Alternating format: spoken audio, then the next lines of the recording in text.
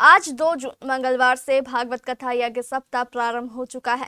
जैसा कि हमने आपको पहले बताया था, केबीसी महानिदेशक ललित अग्रवाल के निवास स्थान पर इस भागवत कथा का आयोजन किया गया। कथा में हम पहले दिन जब जाते हैं, प्रथम दिवस कथा में संख्याएं कम होती है। कहीं भी कथा होगी तो पहले दिन की कथा जो होगी उसमें संख्याएं कम होंगी। लेकिन पहले दिन का कथा का महत्व क्या है महाराज, ये जानना महत्वपूर्ण है।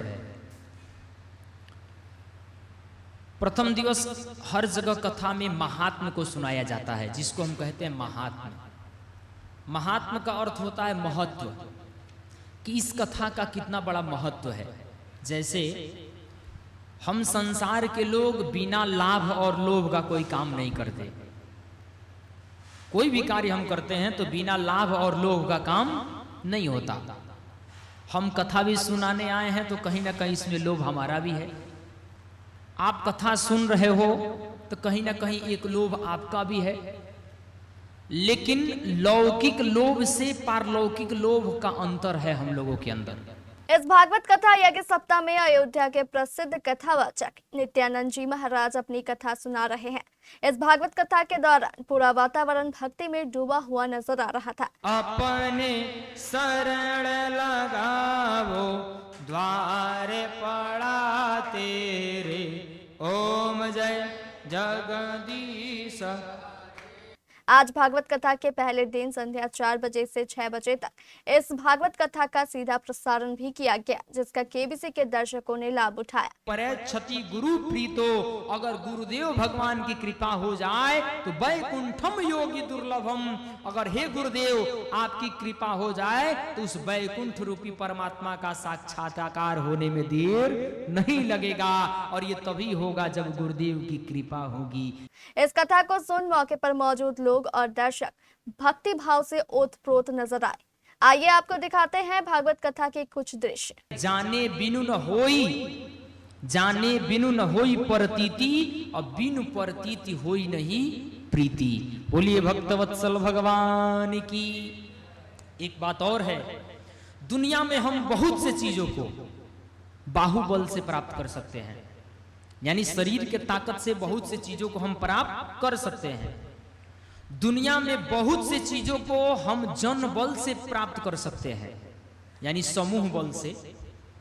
दुनिया में बहुत से चीजों को हम धन बल से प्राप्त कर सकते हैं, लेकिन भगवान की कथा तो भगवान की कृपा बल से ही प्राप्त होती है। बिना भगवान के इच्छा के बिना हम लोगों के जीवन में भागवत की कथा नसीब नहीं होती।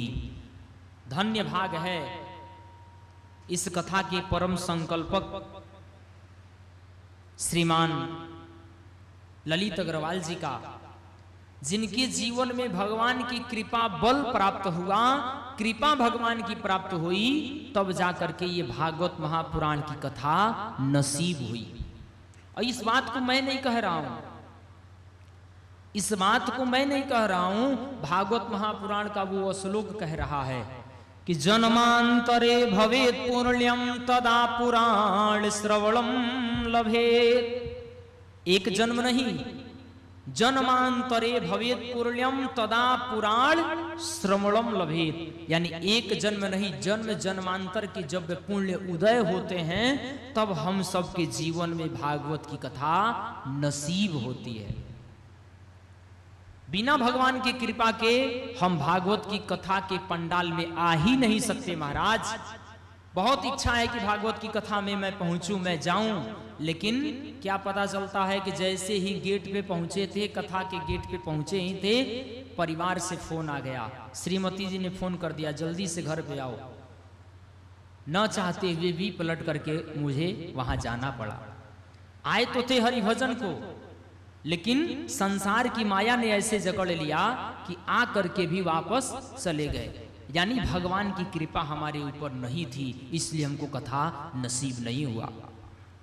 तो भगवान की कथा भगवान की कृपा बल से ही प्राप्त होता है। चाहे हम कितना धन लगा लें, चाहे हम कितना बल लगा लें, लेकिन भागवत की कथा नसीब नहीं होती। भागवत की कथा तो उसे नसीब होती है जिसके ऊपर भगवान की कृपा प्राप्त हो जाती है। बोलिए भक्तवत्सल भगवान की। इस तरह भागवत कथा का पहला दिन भक्ति भाव के साथ संपन्न हो गया। हम आपको बता दें कि यह भागवत कथा सोमवार 8 जून तक चलेगी और रोजाना संध्या 4 बजे से 6 बजे तक केबीसी द्वारा इसका सीधा प्रसारण किया जाएगा।